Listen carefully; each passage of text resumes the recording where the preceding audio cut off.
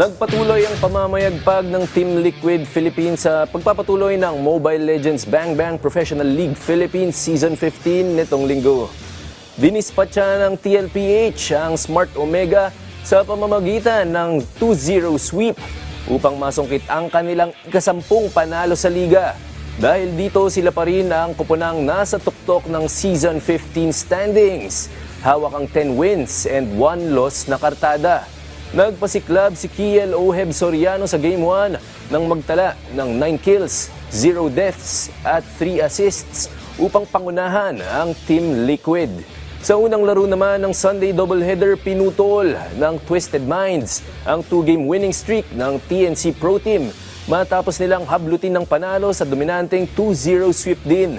Dahil dyan, buhay pa rin ang pag-asa ng koponan na makapasok sa Season 15 playoffs. Kasalukuyang nasa ika-6 na pwesto ang Twisted Minds, hawak ang kartadang 2 wins and 9 losses.